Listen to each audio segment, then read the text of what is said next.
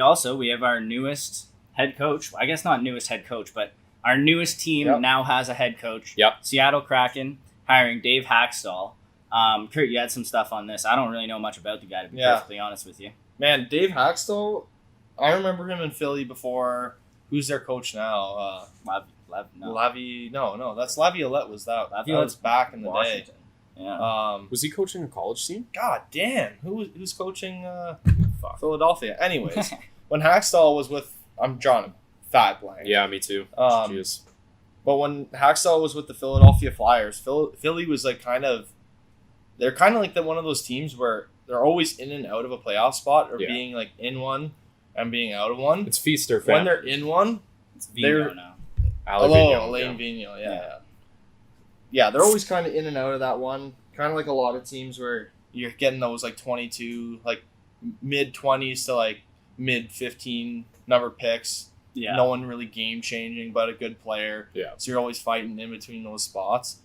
And Hakstol, to me, man, like I'd watch the Philly games and everything, and it was exactly like watching the Rangers games with David Quinn, where they were just so shit. Yeah. And just to say it how it is. they're just so shit when they have such a good team. And for some reason, they always like get such a long leash with like Ron Hextall being the GM back then. Mm-hmm. Felt like he kind of let them go for a long time. And like Jeff Blashill has been with the Detroit Red Wings for so long that he was with them when they were good and they got rid of Babcock. Like he was the first hire after Babcock. Yeah. Babcock's gone through his full rotation in Toronto and been fired, and now he's on NBC.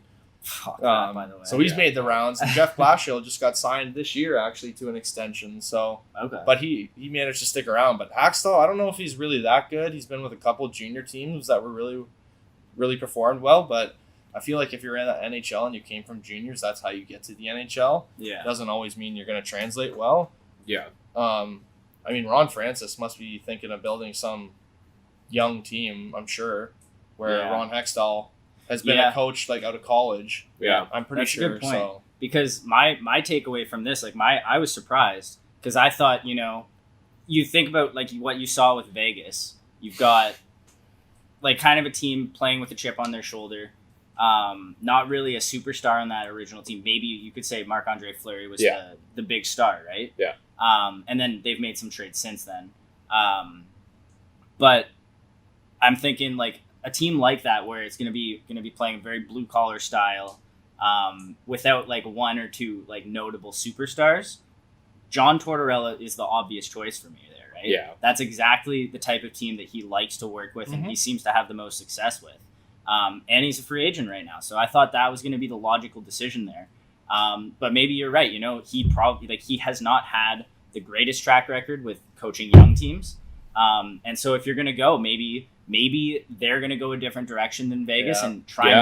Maybe they're not going to be competitive right away, but they're going to get a ton of prospects and a ton of picks and just build build a team that can maybe be competitive for years to come. Like if they start off with the prospect and pick pool that like Ottawa has or had a couple of years ago, like they're not going to win right away, but that might be a more sustainable model because I mean, what we've seen from Vegas, obviously they're very competitive, but the way that they've signed players, like their window is not all that long now, right?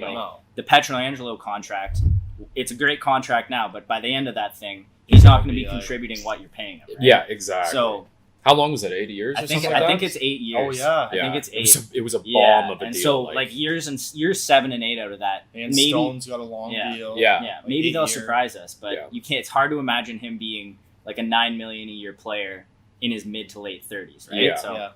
Hey, like I'm not betting against him by any means, but they're going to be wanting to win sooner rather than later. Well, maybe Seattle is going to take a different route on that. Yeah. I don't know. The NHL to me has been trying to really, really push a narrative of like our new teams are being successful because you think about it, when Winnipeg joined the league, they were a little bit of a force right out, and then they kind of went back to being not really a threat. They were always in the league. Yeah, they were changed names. Yeah, well, that's what I mean though, is that they're trying. As soon as a new team, like a new team in parenthesis, comes into the league, they're trying to push. Hey, look at this new team that we got. They're super successful. Like, and Vegas couldn't have gone better for the league, right? Oh, so you have a hyped up, like you have a good sports city in Seattle, right? Yep.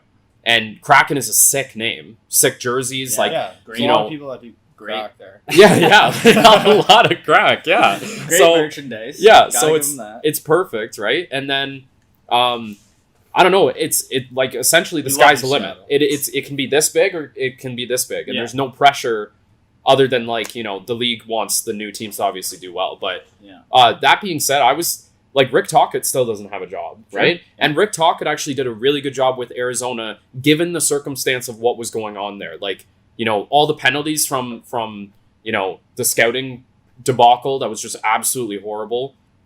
Like, fucking so still brutal. Catching L's from they still, like, are having to deal with that shit. So, that sucks. And he had not a whole lot of pieces, and now we're hearing, like, which I guess we could talk about later, but apparently Ekman Larson, like they agreed, agreed to it. He's gone 100%, right? And that's the thing is that's supposed to be your guy. That is your guy on the team. Yeah. So can you really blame Rick Tocchet for not doing all that great of a job in Arizona? Which I still think they were competitive in a division that was hard, but true. I don't know. I was thinking that might have been a good pick for Seattle, especially because they're just. They do whatever, right? So Ekman Larson just isn't really that good anymore. Yeah, man. Look at his numbers. Like, I think he for the last year hasn't been in Arizona mentally,